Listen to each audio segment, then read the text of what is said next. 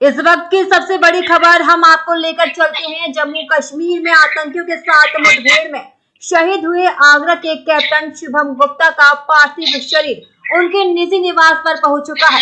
शुभम गुप्ता के पार्थिव शरीर के पहुंचते ही राजनेताओं का जमावड़ा लग गया। देश के साथ आगरा शहर में भी शोक की लहर है। इस वक्त हमारे संवाददाता उनके निजी निवास पर मौजूद हैं, तो चलिए लेकर चलते हैं आपको उनके पास और जानेंगे क्या हालात इस वक्त बने हुए हैं। राशिद, मैं आपसे जानना चाहूंगी कि अगर मैं परिवार की बात करूं तो किस तरीके का परिवार में माहौल बना हुआ है? क्या परिवार वाले बात करने की स्थिति में है इस वक्त? देखिए अनीशा, जब इस तरीके का माहौल होता है तो जाहिर है घर के जो लोग होते हैं काफी परेशान होते हैं। गमगीन माहौल घर में होता ही है।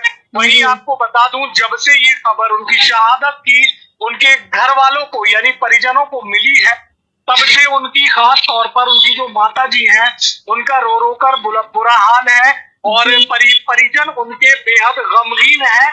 बता दें आपको, उनके घर के अंदर इस वक्त माहौल बेहद मतलब एक तरीके से कह सकते हैं काफी गमगीन बना हुआ है। जी, परिवारों वालों का जो है स्थिति अभी गमगीन बनी हुई है वहाँ पर। जी। राशिद, अगर मैं शहीद के पिता की बात करूं तो क्या कहना है उनका बेटे की शहादत पर? देखिए, ऐसे पिता को सलाम है जिसने अपने बेटे को देश की सरहद पर देश के लोगों की सुरक्षा के लिए तैनात करवाने का एक बड़ा फैसला लिया था। और बता दूं आपको, आज उनका यही कहना है कि उनके बेटे की शहादत जाया नहीं जाएगी।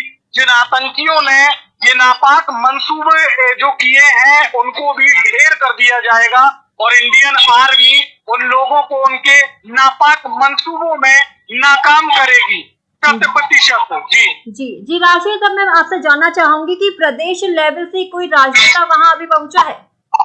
देखिए, लगातार जो भारतीय जनता पार्टी के नेता हैं, कैबिनेट मंत्री योगेंद्र उपाध्याय या एमएलसी विजय शिवहरे, छावनी विधानसभा से विधायक जीएस धर्मेश, तमाम जो बड़े राजनेता हैं उत्तर प्रदेश की राजनीति के, वो उनके निवास पर संवेदनाएं व्यक्त करने के लिए जा रहे हैं। कल भी गए थे और आज कई बड़े नेता उनके पार्थिव शरीर जब लाया गया घर पर तो पहुंचे हैं। जी राशिद, जानकारी में ये भी आया है कि प्रदेश के मुख्यमंत्री योगी आदित्यनाथ द्वारा शहीद के परिवार को कुछ धनराशि दी गई है। क्या राशि है और क्या आश्वासन प्रदेश की सरकार की तरफ से मिला है?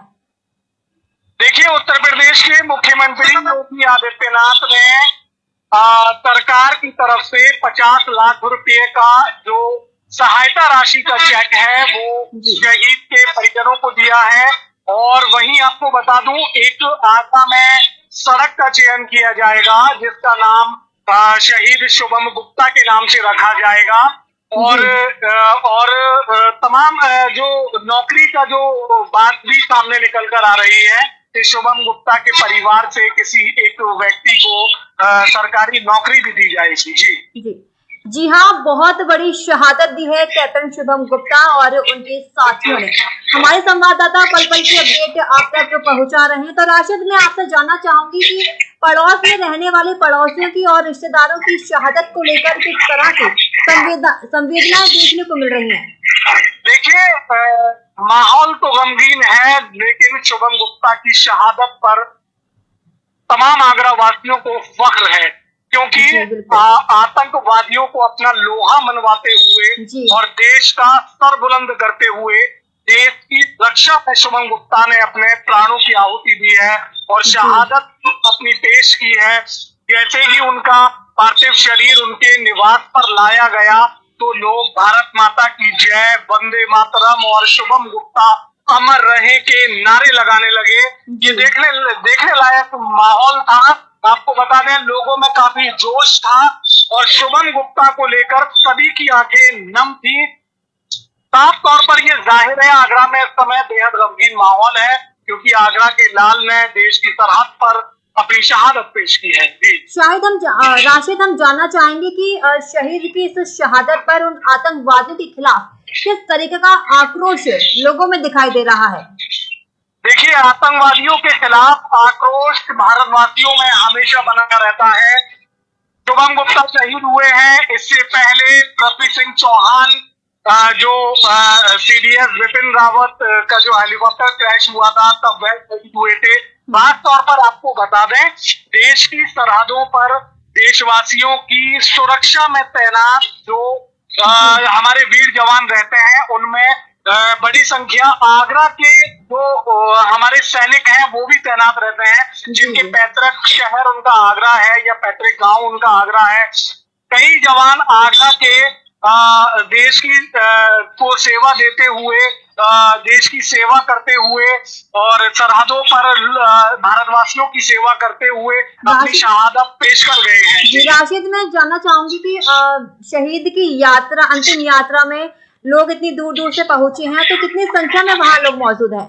हजारों की संख्या में लोग यहाँ मौजूद थे। प्रशासनिक अधिकारियों के द्वारा, प्रशासन के द्वारा यहाँ पूरी तरह व्यवस्थाएं की गई थी। और बताते चले, यहाँ संख्या तो मैं पूर्ण रूप से नहीं बता सकता, क्योंकि अंदर जो उनका निवास है, जहाँ पार्थिव शरीर को रखा गया था, वहां से लेकर फतेहाबाद रोड यानी सड़क तक तमाम लोगों का जनसैलाब उमड़ा हुआ था और लोग शुभम गुप्ता अमर रहे के नारे लगा रहे थे। राशिद, आपसे मैं जानना चाहूंगी कि इस वक्त की क्या स्थिति वहाँ है, किस तरीके से प्रशासन द्वारा वहाँ व्यवस्थाएं की गई हैं? प्रशासन द्वारा पहले ही व्यवस्थाएं कर ली गई थी। पार्थिव शरीर को फिलहाल उनके जो निवास है वहां से उनके पैतृक गांव कुआंखेड़ा ले जाया गया है और वहां शुभम गुप्ता को नम आंखों से सभी लोग अंतिम विदाई पेश करेंगे। और जो माहौल है वो तो बता ही सकते हैं आपको, काफी गमगीन है और गमगीन ही बना हुआ है फिलहाल। जी राशिद, प्रदेश के जो मुख्यमंत्री हैं ब्रजेश पाठक इस वक्त वहां पहुंचे हैं, क्या है उनका कहना इस शहादत पर? हाँ, जानकारी ये मिल रही है कि भीड़ बहुत थी, लोग एक दूसरे को आपस में देख नहीं पा रहे थे, चौतरफा भीड़ बनी हुई थी। तो जानकारी ये भी मिल रही है कि ब्रजेश पाठक जो मुख्यमंत्री हैं उत्तर प्रदेश सरकार में, वह भी यहाँ पहुंचे थे और परिवार को अपनी संवेदनाएं दी और वहाँ अंतिम दर्शन भी किए। शहीद शुभम गुप्ता का जो पार्थिव शरीर यहाँ लाया गया था। जी चलिए राशिद, आप नजर बनाए रखिए और पल पल की अपडेट हमें देते रहिए। जी तो ये थी इस वक्त की सबसे बड़ी खबर। शहीद कैप्टन शुभम गुप्ता का पार्थिव शरीर अंत्येष्टि के लिए ले जाया जा चुका है। प्रातः दर्पण न्यूज ऐसे वीर सपूत को सलाम करता है।